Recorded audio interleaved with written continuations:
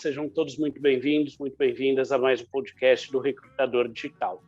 E hoje recebendo aqui a Kelly e a Larissa, que são fundadoras do perfil Employer Branding Experience no Instagram, já com quase 40 mil seguidores, aí duas influenciadoras, celebridades na área de RH. Um prazer estar aqui com elas para conversar. Vou deixar que elas se apresentem aí, conte um pouco da história delas. Hoje a gente vai falar sobre o papel do Business Partner no recrutamento e seleção. Então, são duas especialistas aí na área.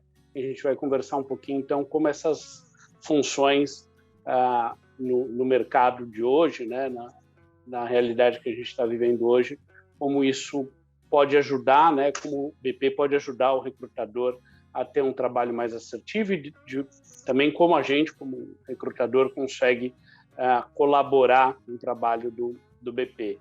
Kelly e Larissa, com vocês, fiquem à vontade para se apresentar, para falar da história de vocês. Quer começar, Larissa? Não, vai lá, por ordem alfabética. Oi, Gabriel, obrigada primeiro, né? Em primeiro lugar, muito obrigada pelo convite.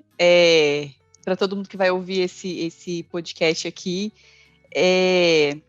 sejam bem-vindos.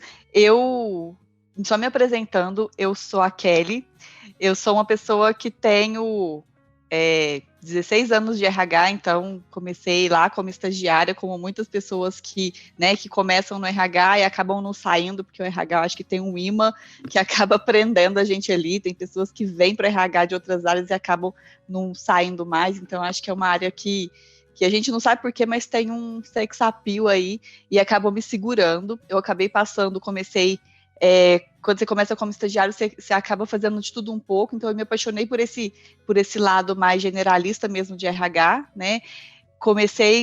Fui para a parte de desenvolvimento, mas logo já me tornei uma coordenadora, olhando todos os subsistemas de RH, e hoje eu sou uma business partner ainda no mundo corporativo, nunca saí, desde que eu comecei no mundo corporativo, nunca saí do mundo, né, desse mundo, e há 2 anos atrás, 2 anos e 3 meses, eu e a Larissa, a gente, uma ideia aí de começar a falar de RH, eu acho que um pouco também motivadas a gente queria um desafio diferente, assim, alguma coisa que estimulasse a gente a estudar mais, porque a empresa às vezes estagna e fica tudo muito ali dentro, né, você só vive o mundo da empresa, o mundo os processos da empresa, as práticas da empresa, e a gente sentiu falta disso, e a gente também se apaixonou por Employer Branding, então a gente falou, vamos começar a falar de Employer Branding, começamos, o pessoal foi pedindo outros temas, a gente foi trazendo, e hoje a gente fala todo dia, tem post todo dia, tem vídeo todo dia, conteúdo todo dia, sobre RH de uma forma bem mais generalista, que é o que a gente gosta de fazer, né? Eu acho que limitar é ruim, limitar acaba restringindo aí os temas, então a gente ama falar disso hoje. Boa. Reforçando, obrigada mais uma vez, viu, Gabriel, pelo convite. Eu acho que eu e a Kelly, a gente é parceira de negócio, não é à toa, né? A gente tem vários pontos em comum. Eu não tenho tanta experiência assim como a Kelly, mas eu já tenho mais de 8 anos, né, de RH. Comecei a falar e não disse meu nome, né? Então, quem está falando aqui é a Larissa. Eu tenho 8 anos de experiência na profissão. Já passei por empresas tanto de pequeno a grande porte. Hoje eu trabalho na Zup Innovation, que é uma empresa que é um braço, né, do Itaú, e é uma empresa de tecnologia. Então, hoje eu sou líder de business partner dentro da Zup, e tem um time aí de 8 BPs abaixo de mim, que atende em torno aí de 600 pessoas na Zup. E, além disso, a gente é apaixonada por mídias sociais, né? Não é à toa que a gente tem esse perfil, que é bastante generalista, que abrange bastante temas sobre RH. Então, é isso. Muito legal, Larissa, Kelly, obrigado mais uma vez aí por terem aceito o convite. Acho que vai ser um papo super, super legal. Vamos começar pelo início, né? Acho que muitas vezes a gente fala BP, Business Partner, enfim, mas o que significa ser um BP na prática? Quais são os desafios? Como é que é o dia a dia de um BP na prática? O dia a dia é bem intenso, né, Kelly? Muito. Mas assim, eu acho que quando a gente olha para o significado do business partner de RH, eu acho que o próprio nome diz bastante. É um parceiro do negócio mesmo. O BP, dentro da organização, ele é o grande combustível para gerar algumas mudanças, né? E para ajudar a organização a alcançar as estratégias, né? As métricas, as metas de curto e a longo prazo. Então, qual que é a diferença quando a gente compara um papel do RH mais tradicional e com o papel, né, atual do business partner? Antes o RH ficava muito dentro do seu mundo, né, com uma visão um pouco enviesada e limitada do negócio. Com a chegada desse modelo de business partner, a gente passa a entender mais sobre o negócio, sobre as particularidades, né, de cada contexto. A gente mergulha mais sobre cada unidade de negócio. Então, a gente começa a ter um olhar de people, mas complementar esse olhar através das particularidades de negócio. Então, eu gosto bastante disso. Quando a gente olha para o nosso dia a dia, a gente está muito inserida em todas as reuniões de estratégia. Então, não mais olhando somente para pessoas, fluxos e processos de people, né? Mas também olhando para a estratégia de negócio, de faturamento, de futuro, enfim. Então, eu acho que se eu pudesse, assim, traduzir em poucas palavras, né, o que é o BP, eu acho que o próprio nome diz muito, né, esse parceiro de negócio sendo o grande combustível, o grande elo, né, dentro dos processos e fluxos de people com as particularidades do negócio. Eu queria complementar agora falando um pouquinho dos desafios, né, que você falou, quais são os desafios do dia a dia.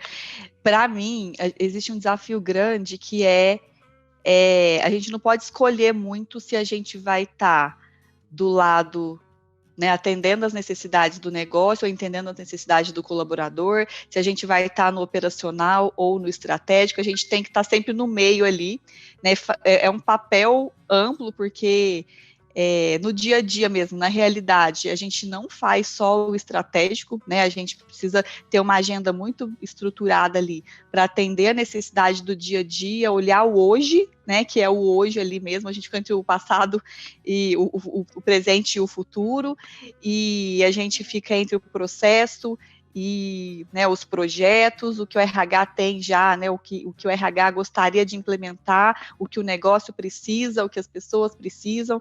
Então, eu acho que o maior desafio é ficar bem no meio ali, né, equilibrando todos esses papéis que não são, né, que não são excludentes, e fazer isso de uma forma que tenha valor em cada uma das pontas, né, que o colaborador entenda ali que eu tô sendo essa pessoa que ouve também, porque muitas vezes a gente, né, tem papéis que são mais liderança, tem papéis que ouve todo mundo, mas a gente tem que ouvir, tem que conhecer essas pessoas, ao mesmo tempo a gente tem que estudar o que está acontecendo com os concorrentes, a gente tem que entender qual é a necessidade do negócio pensando num médio e longo prazo, para a gente entender como é que a gente ajuda com a expertise de pessoas a trazer as pessoas certas, a desenvolver as pessoas para esse futuro. Então, eu vejo que a gente é bem parceiro ali, né, o parceiro de negócio, bem parceiro dessa liderança, essa liderança olhando para o negócio mesmo, né, a operação ali, e a gente olhando para essa estratégia de pessoas.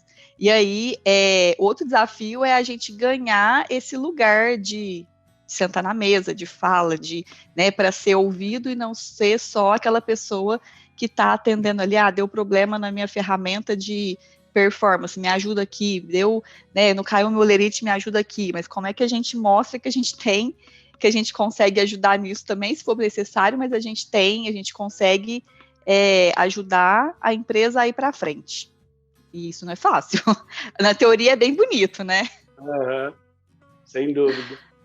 Eu sempre digo que o RH, se a gente for, né, olhar até historicamente, essa questão de RH estratégico, ela não é nem de agora, né? Já tem aí mais de década que a gente fala sobre a existência de um RH estratégico, e eu, na minha visão, né, RH estratégico é aquele que, de fato, agrega valor para a organização. Então, traz de fato, valor para aquela organização, saindo das atividades transacionais, né? A gente sabe, tem que processar folha, tem que cuidar de benefícios, tem segurança e medicina do trabalho, tem treinamento e desenvolvimento, tem recrutamento e seleção, enfim, tem todos os subsistemas clássicos de RH. Mas como é que a gente executa esses processos, entrega valor para a organização e, fundamentalmente, hoje, acho que não dá para falar só para a organização, né? A gente tem uma visão mais ampliada dos stakeholders, principalmente dos colaboradores. Se a gente for olhar para o BP, ele também não é uma função nova, né? Já na década de 80, ali início 30 anos, 90, né? A gente já tinha, né? Já falava isso, principalmente nas empresas multinacionais, de origem americana, essa cultura já vinha. Na opinião de vocês, enfim, na experiência de vocês, o que mudou ao longo desses anos nessa forma de atuar como BP, né? Porque, obviamente, enfim, aquilo que se fazia no início dos anos 90, ou mesmo que a gente fazia em 2010, já hoje muita coisa mudou. Então, qual foi essa transformação para o BP com relação a essa evolução histórica da área de atuação, né? Enquanto parceiro, de fato, do negócio? Eu acho que a gente tinha e muitos RHs ainda são assim, mas eu acho que existia muito um RH que falava não, né, que tinha o prazer de falar, eu sou o guardião da política, né, eu sou o guardião do compliance, e a gente sentia que a gente tinha poder com isso, né, tem até essas coisas assim, se a pessoa fala que o RH vai chegar na sala, todo mundo já fica, e a gente se sentia, nossa, então, né, tô me impondo aqui. E só que eu acho que a gente percebeu também com o tempo que a gente estava amedrontando ou muitas vezes não falando, tinha os dois extremos aí, mas a gente não estava trazendo nenhum valor, a gente não estava construindo nada junto. Então, eu lembro, a primeira vez que eu tive contato com um BP, né, com uma pessoa, foi lá, anos atrás aí, uns 16 anos atrás, e eu achava muito interessante, assim, essa pessoa que era BP, ela participava das reuniões estratégicas, ela, né, falava com os diretores, mas era muito, mesmo assim, mesmo já tendo, só que era uma multinacional, né, que também já era um pouco mais evoluída do que outras empresas no Brasil, mas eu acho que tinha muito essa coisa de o RH estar lá na reunião também para ver o que está acontecendo, para não deixar ninguém cometer nenhuma coisa errada, nada fora da política, e era isso. Eu acho que com o tempo a gente foi percebendo que se a gente não construísse junto, se a gente não levasse uma proposta, se a gente fosse só o consultor interno também, que chega na área e fala, sua área precisa disso, a empresa precisa de uma avaliação de performance assim, assim, assim, toma aqui, a gente não ia ganhar confiança, a gente não ia, né, ter as pessoas junto para construir junto. E eu acho que esse BP de hoje, né, o BP ideal aí, ele senta e fala, ele vem sem esses preconceitos, pré-julgamentos, o conhecimento, ele deixa na gaveta, fala, você cliente, você sabe mais que eu do seu problema, me conta o que você quer, o que você precisa, para a gente pensar numa solução junto. Né? Acho que o BP moderno, ele não tem mais esse ego de saber, eu sou de RH, então eu tenho que entender tudo de RH, tudo de pessoa, e você que é o meu cliente, eu preciso bolar aqui uma solução fantástica para te entregar. Né? A gente junto, a gente tem que construir alguma coisa que vai ser importante para o negócio, não é o que você, líder, quer, não é o que você, pessoa, que amanhã pode ser outra, quer, é o que vai realmente fazer diferença no resultado lá no final. Então, eu vejo essa mudança, sabe, de trabalhar junto, de deixar de ser o consultor para ser o parceiro, para deixar de ser o cliente que manda e eu obedeço para ser o parceiro. E, Gabriel, só para complementar, eu acho que um ponto que influencia bastante, né, nisso tudo que a Kelly trouxe é a questão da própria movimentação de mercado, né? Quando a gente olha até para a quarta revolução industrial, quando a tecnologia começou a ser inserida dentro das organizações, muitas coisas mudaram. E quando a gente até estuda também gerações, a gente vê que a necessidade das pessoas mudaram. Então, a necessidade do mercado, das organizações muda, e a necessidade das pessoas que estão inseridas nessas organizações mudam também. Então, assim, esse RH mais tradicional, parece que ele não se encaixava mais nesse quebra-cabeça, sabe? Então, assim, as empresas, para se diferenciarem dos seus concorrentes, precisavam de olhar mais para a usabilidade dos seus serviços, refinar mais os seus produtos, pensar mais numa jornada do cliente, né? E tudo isso conversa muito com as pessoas que ali dentro estão. Então, assim, o RH passou a também ter a necessidade de entender mais a particularidade do negócio para atuar de forma mais assertiva dentro desse novo contexto, sabe? Então, é como a Kelly falou, a gente deixa de ter esse papel mais consultivo e passa a ter um papel mais proativo. E eu acho que isso foi um movimento não só da área de RH, mas um movimento de grande parte das áreas dentro das organizações. Hoje eu me conecto com uma marca por propósito, e antes não era assim. Então, assim, se eu conecto por uma marca na hora de comprar ou adquirir um produto, eu estou me conectando por propósito. Imagina quando eu for olhar para aquela marca na hora de pensar no meu trabalho, aonde eu quero trabalhar. Então, acho que isso reflete também bastante quando a gente olha para a estrutura de recursos humanos. Muito legal.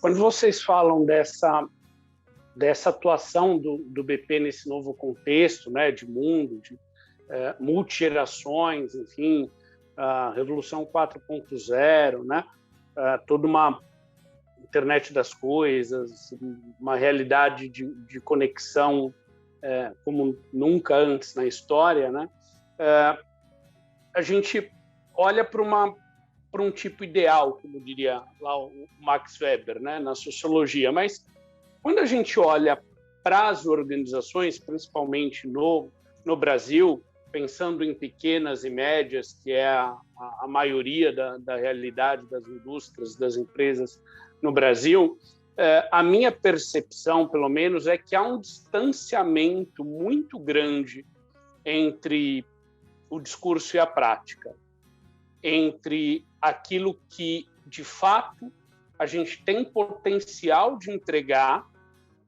e aquilo que a gente entrega.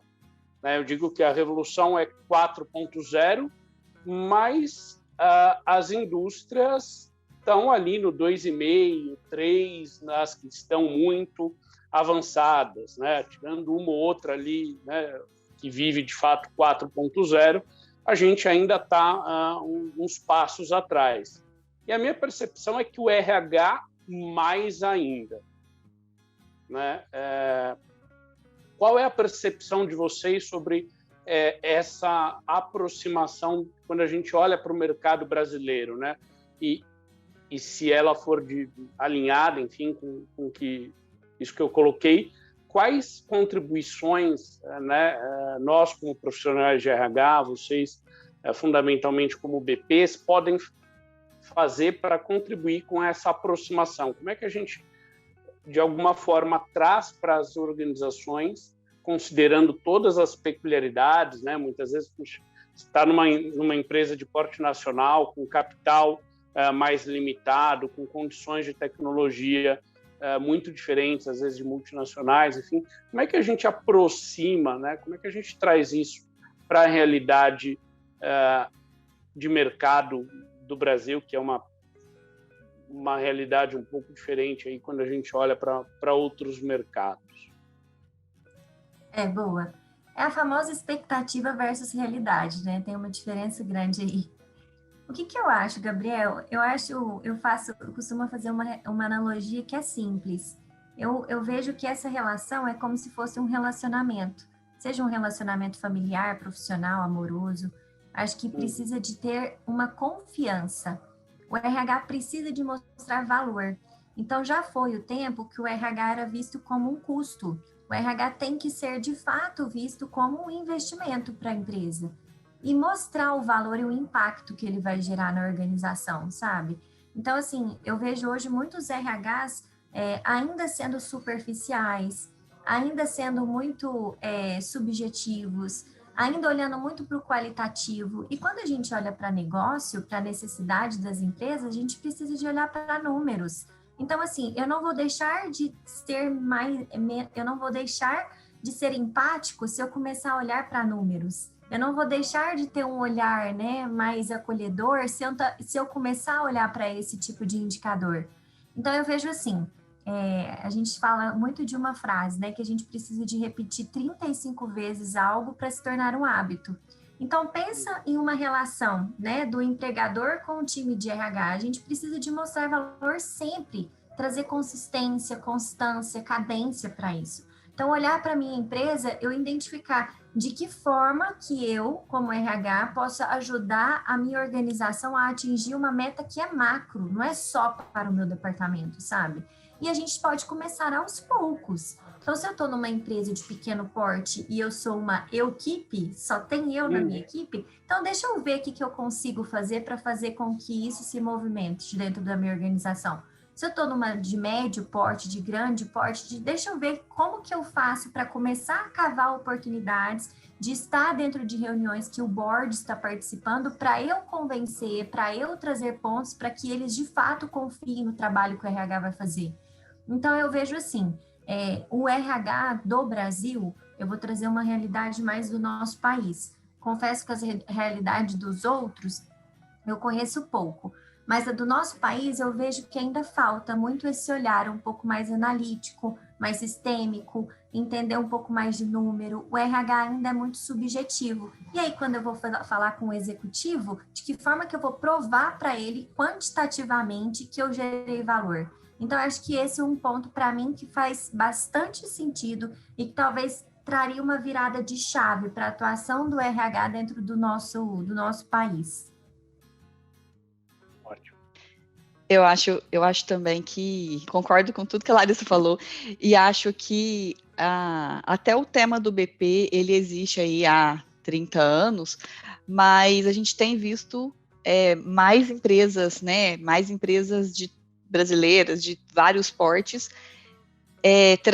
criando essas posições há, sei lá, 5 anos, 3 anos, assim, agora está muito quente isso, mas assim, não é porque elas estão contratando que o BP já está trazendo valor, já está já está atuando no papel que é esperado para um RH, né? Independente de ser BP, mas o RH tá. Então, assim, as empresas estão, vamos contratar um BP, porque as empresas, né, a gente precisa ter uma pessoa que vai olhar para o negócio, que vai. Mas depois a gente vê como é que a gente faz, depois a gente aprende como é que tem que ser, depois a gente desenvolve esse BP, vamos contratar um BP júnior, porque é o orçamento que a gente tem. E aí, no final, ele acaba sendo o analista, que ele sempre foi, mas ele tem o cargo de BP, né? Eu tenho um gerente que às vezes está lá no negócio, mas também está o que ele se sente confortável mesmo é de atender a necessidade do cliente, né?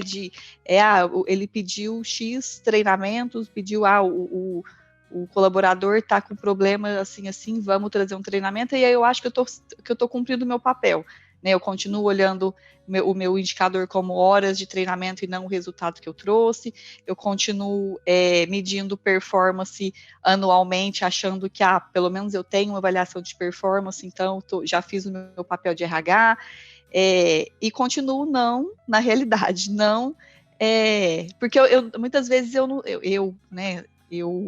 empresas, RHs, não sei nem por onde começar a agregar valor, não sei nem o que é, não sei nem exatamente como que o RH agrega valor. Então, existe uma diferença muito grande entre a teoria, o mundo ideal e o mundo real mesmo. E eu acho que a Larissa falou, eu acho que é isso mesmo, é começar aos poucos,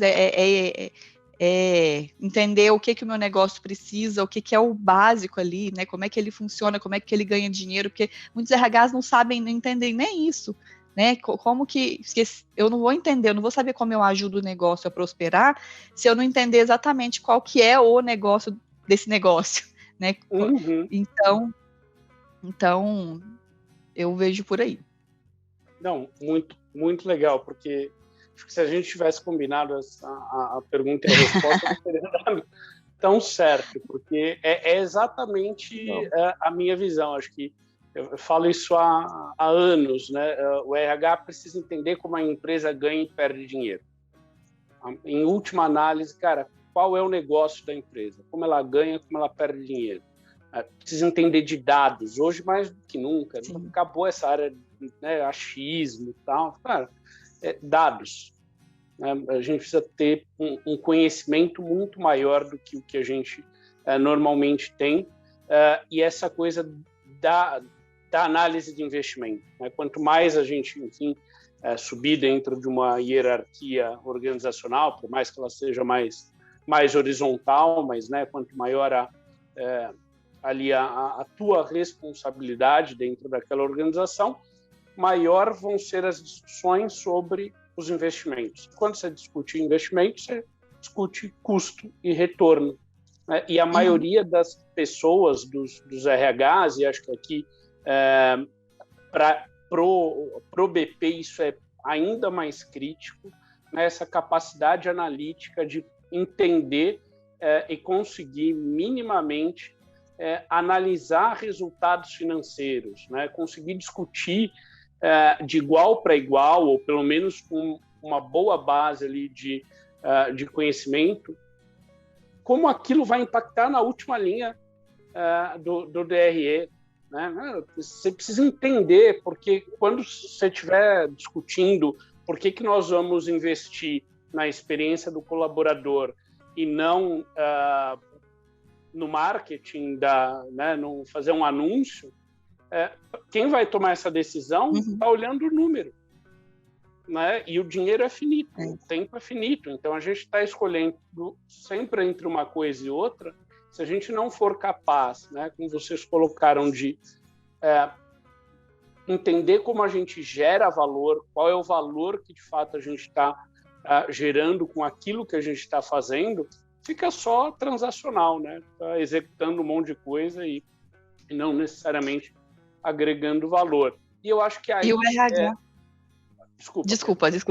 Não, eu ia comentar que o RH, ele olha para indicador já há bastante tempo.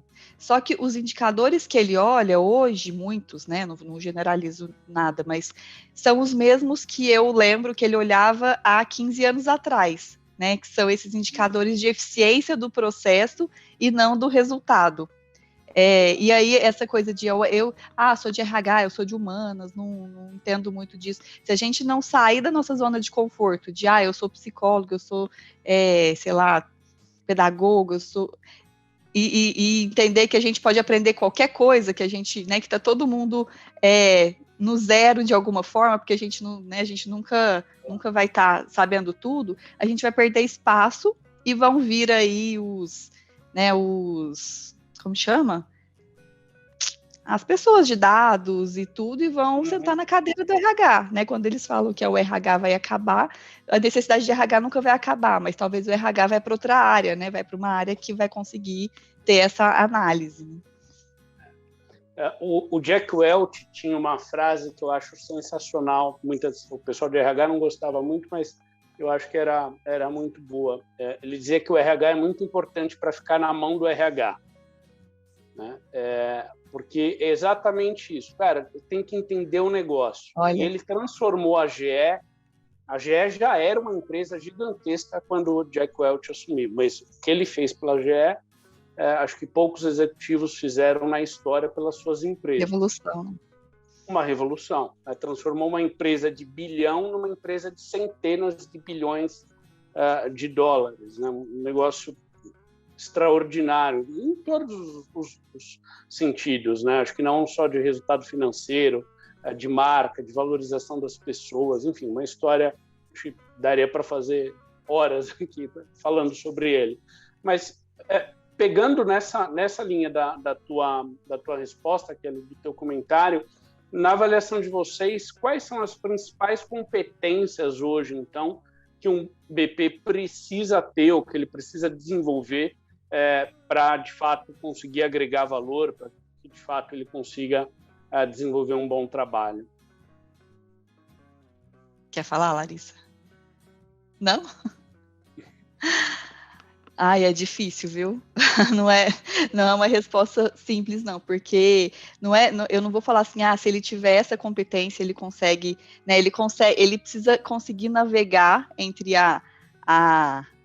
né, essa coisa da influência. A gente fala, é só ter influência, mas influenciar não é saber conversar com o diretor, influenciar é ter argumentos, é ter essa vontade de aprender. Eu acho que esse desejo por aprender e não estar nunca satisfeito, né? Eu tenho uma reunião com o diretor, eu vou mergulhar nesse assunto, me aprofundar nesse assunto para chegar lá e falar de igual para igual, essa predisposição, não sei se isso é uma competência, mas eu acho que é importantíssimo, né, não apanhar à toa, né, não ir para uma mesa sem ter propriedade do que ele está falando. Eu acho que essa coisa do dado aí, essa visão analítica, né, crítica, de questionar os processos, de falar, a gente fez assim até agora, mas não faz mais sentido, não é isso que vai atender a necessidade do meu cliente, né? Não essa política não faz mais sentido para a gente, porque às vezes não é o BP que cria a política, mas ele é a pessoa que utiliza ali, que está no dia a dia com as áreas. Então, voltar e falar, eu não lembro os autores, sou péssima disso, mas tem gente que fala que se a política não me ajuda, né, a ser ágil, ter essa coisa de levar a empresa para frente, eu não preciso da política. Se ela está barrando os processos, eu não preciso. Então, acho que o BP tem esse papel mesmo de ter voz para voltar lá, ter coragem de questionar e falar, né, se a gente está olhando aqui SLA, mas não é isso que o negócio precisa, não é SLA, eu preciso da pessoa certa ali, porque isso vai fazer total diferença pro que o negócio precisa. Então, eu acho que senso crítico e coragem mesmo é uma competência bem importante. Acho que a Larissa vai complementar com várias outras, tem muitas.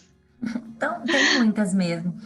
Gabriel, teve há uns 2 meses atrás, eu fiz um bench com um diretor de pessoas da Stone, e ele trouxe uma frase que eu achei, assim, bem interessante, que o business partner, ele é qualquer profissional da empresa, by the way, ele virou um BP, sabe?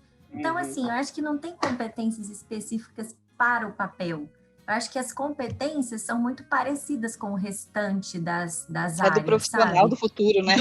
Exato. Então, assim, é importante ser extremamente curioso, extremamente comunicativo, ter, né, uma empatia também muito aguçada, ter uma visão para a solução de problemas muito assertiva, ter coragem para assumir riscos, sabe? Ter uma visão digital, assim, e uma visão analítica para olhar para os dados, que era algo que a gente estava falando aqui anteriormente, né? Ter conhecimento da linguagem do seu negócio. Então, se eu estou dentro de uma empresa de tecnologia, deixa eu entender, né, a linguagem que eles falam aqui. Ter a habilidade para fazer networking. Então, todas essas competências aqui que eu estou externalizando são muito parecidas com competências de outras áreas, não necessariamente somente do BP, sabe? Então, eu acho assim, são profissionais, por isso que até 2 dias também eu coloquei no nosso story que a gente está vendo bastante mudança quando a gente olha para o perfil do profissional que está atuando no papel de business partner. Porque antes se tinha um perfil muito tradicional, né? Ou era um psicólogo ou um administrador, que aí fazia um movimento de estar já dentro do RH e aí depois ele atuava como business partner nas organizações. Hoje não mais, a gente está contratando pessoas de tecnologia, engenheiros, jornalistas, pessoas de marketing. Então, assim, entende que são competências muito complementares em todas as áreas? Então, eu não vejo que tem... eu não vejo que tem uma lista de competências para BPs. Acho que isso são competências e habilidades dos profissionais. E é óbvio que para dar uma pitada aí de assertividade, você tem que ter um sentimento genuíno de gostar de pessoas, de olhar para pessoas, de evoluir, para olhar para desenvolvimento, carreira, refinamento de competências, enfim, eu acho que é isso. Eu não vejo que tem habilidades essenciais para esse papel, eu acho que são essenciais para todos. Não existe um plano de carreira mais óbvio, né? Que é eu vou passando eu vou acumulando, eu sei recrutamento, eu sei treinamento, e agora eu sou um generalista e sou um BP, né? É muito mais a competência isso tudo que a gente já falou aqui, essas competências que qualquer profissional precisa ter, então por isso que qualquer profissional pode sentar na cadeira, né, que você falou da pessoa da Stone. Eu vou dar um exemplo até. Tem uma pessoa no meu time que é formada em tecnologia. Quando eu olho para esse profissional, ele tem as mesmas habilidades que eu tenho quando a gente olha para a pessoa, ele tem um olhar tão empático, ele consegue ter um olhar aguçado em relação a determinadas ações sobre pessoas? Não, mas ele tem um olhar muito afiado em relação a dados. Então, assim, ele tem uma competência que eu não tenho. Então, eu acho que a importância dessa multidisciplinaridade dentro do time é essa, porque a famosa e eterna relação ganha-ganha. Eu vou ensinar para ele algumas habilidades que em mim eu sou forte, que eu vejo que são fortalezas, e ele vai também me repassar esse conhecimento. Então, acho que é uma troca constante. Com certeza. Fiquei lembrando uma das principais referências que eu tive aí em RH, né, das profissionais aí que eu acho que foram mais assertivas em termos de construção de carreira, que são, de fato, referências para mim em RH. Ela é formada em hotelaria. E a minha hipótese é de que ela é tão fera em RH porque ela conseguiu desenvolver ao longo de toda a formação dela, é óbvio que não é só o curso, mas toda a carreira dela, o cuidado, a experiência, né? E óbvio que visão de negócio, enfim, mas toda essa parte que a gente originalmente não pensaria, né? Não é uma escolha óbvia, talvez, mas isso fez dela uma profissional com uma capacidade de entrega de valor, né? Quando a gente fala de resultado, enfim, eu vejo muito essa questão da gente conseguir mobilizar os recursos, seja quais forem os recursos, né? Humanos, intelectuais, financeiros, materiais, para entregar um resultado, para entregar um valor, né? E aí esse perfil que a gente conversou aqui se assemelha muito ao que a gente tem chamado do T-shape, né? Que é alguém que tem ali um conhecimento profundo numa área, né? Que domina um campo de conhecimento, um determinado saber, né? Mas que navega tão bem em tantas outras áreas que são complementares àquela do próprio negócio, né? Aquela função, digamos, transversal, porque hoje, como vocês bem colocaram, a gente não tem mais algo que, olha, eu vou fazer só aquilo, vou saber só aquilo e deu, né? E vai dar certo. Eu tenho tantas outras áreas que se complementam, né? E a Larissa trouxe aquela coisa na fala dela de, olha, eu tenho alguém na minha equipe que tem um conhecimento muito profundo de dados e me completa, né? E eu acho que isso traz para a gente essa visão das metodologias ágeis, que nos últimos também 4, 5 anos estourou aí no RH, né? Também é algo que, em termos de tecnologia, se não me engano, é da década de 70, ao início dos anos 80, nem lembro direito, mas que nos últimos 5 anos no RH cresceu bastante. Como vocês têm visto a atuação dos BPs, né? E qual é a participação, quais são as possíveis colaborações dos BPs na implantação dessas metodologias ágeis, que, enfim, talvez sejam mais comuns aí na área de tecnologia, produção, por razões históricas, inclusive, mas que no RH a gente tem visto nos últimos anos aí. Como é que vocês têm visto isso? Eu acho que quando a gente fala de metodologias ágeis aqui, a gente não vai entrar nesse assunto, né, profundo, mas a gente está falando muito mais de mindset, de cultura, né, do papel do RH de fazer permear essa cultura pela empresa do que criar um monte de quadro nas paredes, né? Isso é uma forma de simbolizar, de acompanhar, mas é muito mais difícil a gente ter as pessoas acreditando que aquilo funciona. Então, eu acho que existem várias formas, eu não vou falar que o jeito do RH ajudar é esse, né? Mas o que eu já vivenciei, uma coisa que o RH precisa, né, que está no papel dele, é ajudar a empresa a conhecer mais do que é isso, o que é ser ágil, o que é a cultura ágil, né? Porque se ele não conhece os benefícios, o que ele vai ganhar com isso, né? E o RH no papel de treinamento tem esse papel também, né?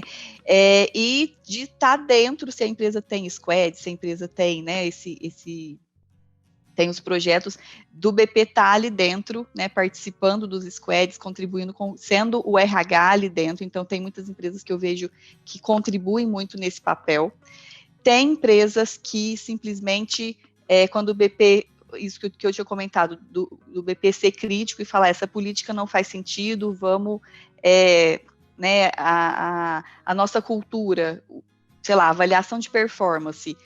Se a gente desliga pessoas que são baixa performance, qual é a cultura que a gente quer ter? De questionar essa coisa, né? Se eu não aceito baixa performance na minha empresa, isso quer dizer que eu quero ter uma empresa, eu quero ser uma empresa de alta performance. Então, o BP ser esse guardião de olhar se as coisas estão acontecendo de acordo com a cultura e, né, fomentar essa questão da cultura. Eu acho que tem muita...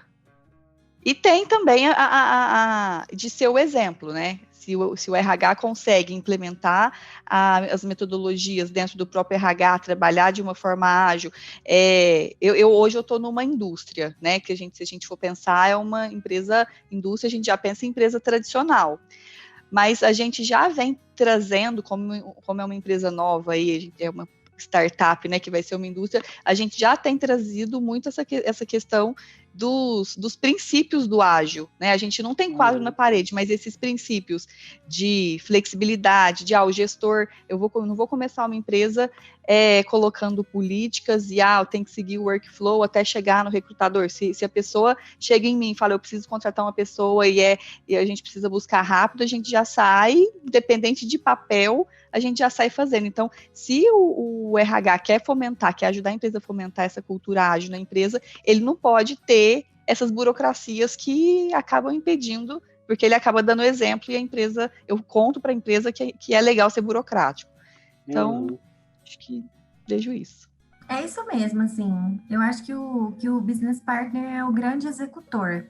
Então, se a minha empresa vai atuar com metodologia ágil, eu vou escolher o framework de Scrum. Então, o BP também tem que entender sobre esse framework, tem que saber que essa nova forma de se trabalhar gera de resultado, de velocidade, enfim.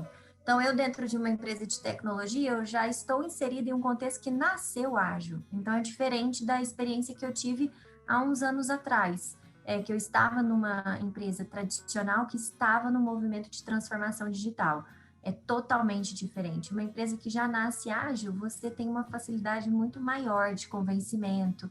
Então, quando eu olho para processos de pessoas dentro de uma empresa ágil, se diferencia bastante, né, Gabriel? Assim, a avaliação de performance, contratação, feedback, a gente não avalia uma vez no ano o funcionário, a gente avalia de forma constante.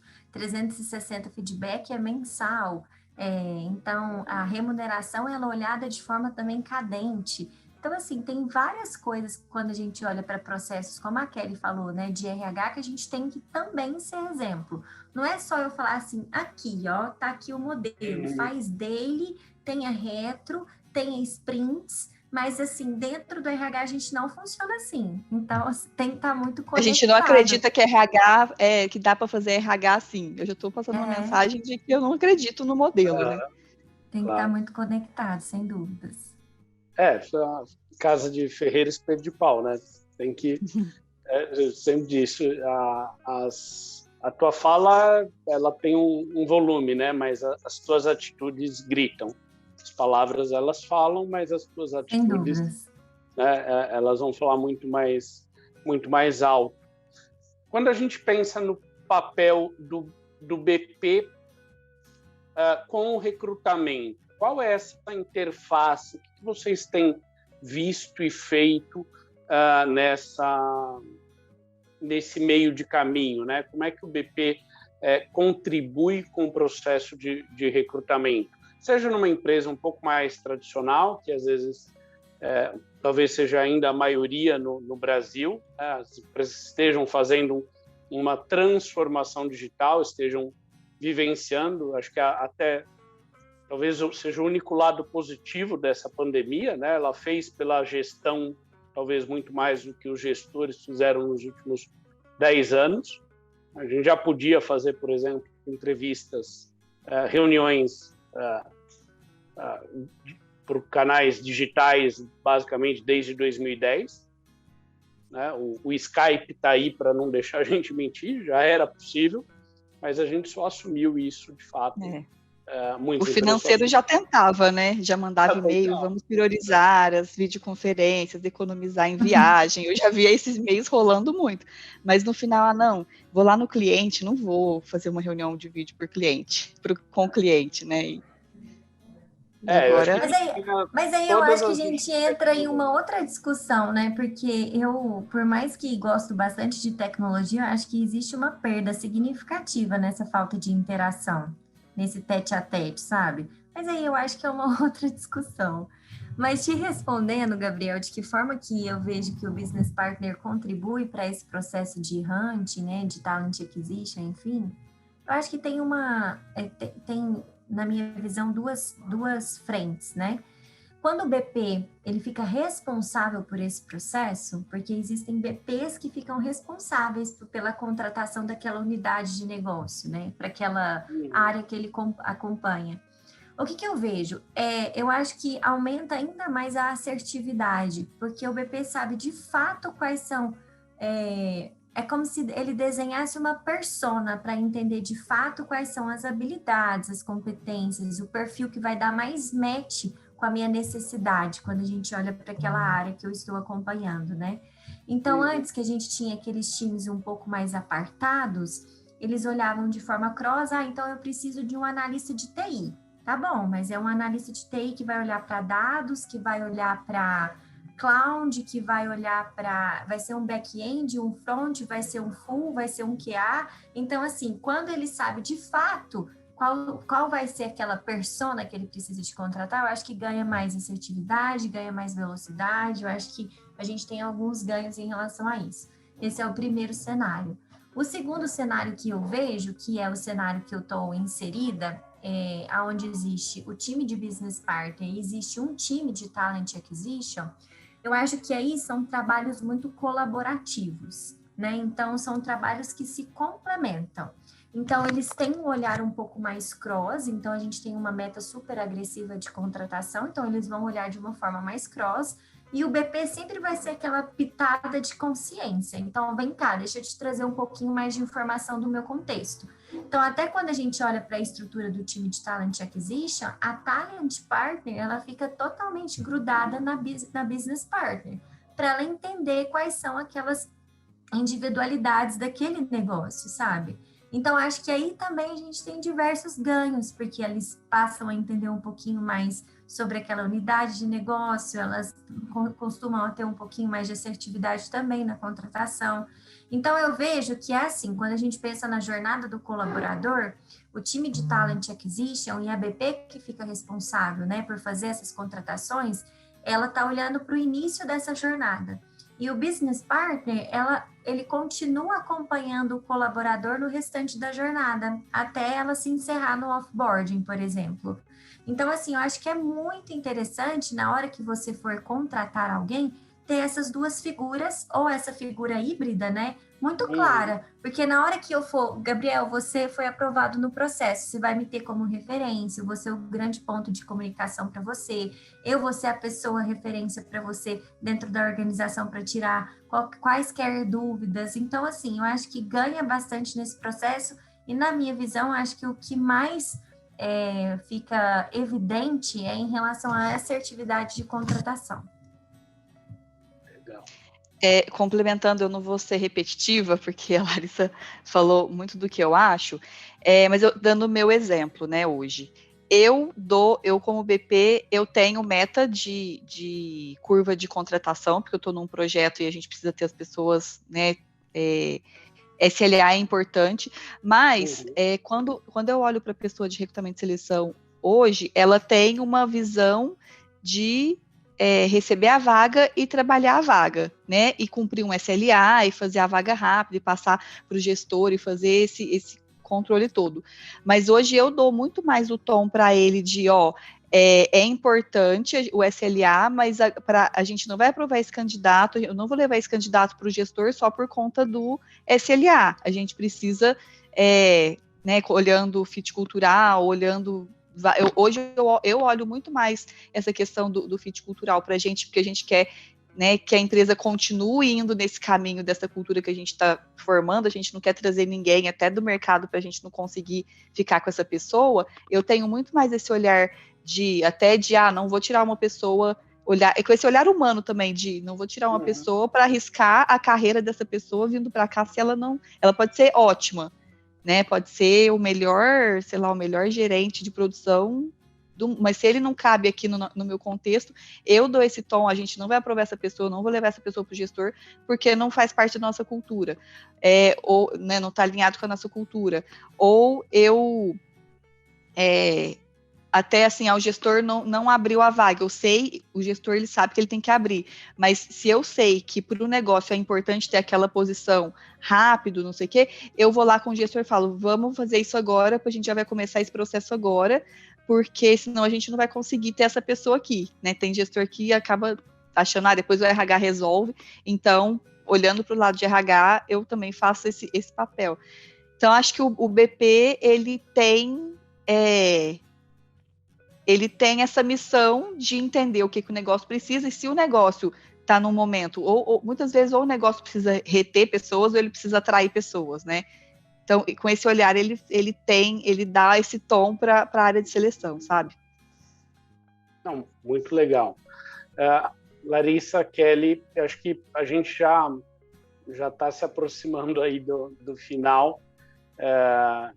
Acho que a gente teria, enfim, assunto aí para ficar mais um tempão conversando, mas a gente precisa também encaminhar aí para o finalmente. Mais uma vez, queria de verdade agradecer vocês aí pelas contribuições, pelas reflexões. Eu acho que essa é uma das riquezas, né, do RH, que a gente consegue refletir muito e ter percepções a partir, né, da fala dos outros. E acho que isso é sempre muito rico, principalmente quando a gente consegue sair só dessa reflexão e ir para a prática. Então, acho que vocês trouxeram vários exemplos, né, de como a gente aproxima, como a gente agrega valor para a organização a partir daquilo que a gente faz. E isso é muito rico, seja em BP, seja em recrutamento, seja em RH ou seja em qualquer outra função, né? Em qualquer outra área. E deixar o espaço para vocês deixarem uma mensagem final, algo que vocês queiram deixar aí para os ouvintes. Se quiserem deixar também uma forma de contato, onde encontrar aí vocês nas redes sociais, fiquem à vontade. Tá. Eu queria deixar uma mensagem para quem está ouvindo, que é o seguinte: a gente recebe muito direct, pessoas que procuram dizendo assim, eu sou de seleção e gostaria de ser um BP, ou eu sou de departamento pessoal, e quando a gente fala que né, que é possível que, né, eu sou de economia, eu sou de TI, as pessoas acham que é mentira, né? Elas acham que, no fundo, eu preciso ter tido experiência, eu preciso... E eu acho que se as pessoas querem realmente, e elas sabem o caminho ali, né, o que ela precisa se desenvolver, é totalmente possível. Eu falo porque BP é uma carreira que muita gente tem buscado, tem aberto os olhos para ela, e às vezes a gente tem a sensação assim, eu segui um caminho errado. A gente viu aqui, né, nessa conversa, que não tem plano de carreira único, não tem plano de carreira certo, é a pessoa saber o que ela quer, criar ali os passos que ela vai precisar seguir e ir, né, focar e ir. Então, eu queria deixar essa mensagem. E onde a gente é encontrado é no Instagram, Employer Brand Experience mesmo, onde a gente mais fica, a gente responde todos os directs, conversa com todo mundo por lá. A gente meio que concentra, eu sou do LinkedIn, mas eu prefiro conversar por aqui, tá? Pelo Instagram. Boa. Bom, eu acho que a mensagem é muito parecida. Acho que quando você tem bastante vontade, assim, brilho nos olhos para fazer acontecer, acontece. Eu não esqueço uma frase que, quando eu era bem pequena, minha mãe sempre falava que estude não para passar, e sim para ser o melhor. Então, assim, a partir do momento que você tiver um propósito muito claro e você correr atrás daquilo, eu acho que vai ser, assim, resultado, sabe? O sucesso, as oportunidades que vão vir, que vão surgir. Então é isso, eu acho que vale a pena, assim, acreditar e ter muito claro de onde vocês querem chegar. E o melhor lugar, Gabriel, para encontrar eu e Kelly é no Instagram. A gente fica umas 15 horas conectadas por dia no Instagram. Eu já percebi. Então, assim, haja conectividade para responder comentário, direct, enfim. Mas a gente está super à disposição, a gente... quando pensamos em montar o Instagram, foi exatamente para isso, para essa troca de conhecimento, essa troca de, até jogar a conversa fora. A gente dá, às vezes, até sugestões de vida pessoal, então é muita responsabilidade, mas a gente gosta bastante de fazer isso. Então, estamos à disposição 100%. Obrigado, Kelly. Obrigado, Larissa. Foi Obrigada pelo convite. De nada. Imagina. Espero que a gente volte aí mais vezes a conversar. Acho que tem muito assunto. Foi super bacana. Sigam, então, a Kelly e a Larissa no Instagram. De fato, elas postam bastante, interagem bastante. Acho que vocês vão ter bastante conteúdo bem legal lá para curtir. E se você gostou desse podcast, curte, compartilha nas plataformas aí agregadoras, aquelas que fazem mais sentido para vocês, e a gente se vê no próximo podcast do Recrutador Digital. Boa semana. Tchau, gente. Até mais, gente. Tchau, tchau. Até mais.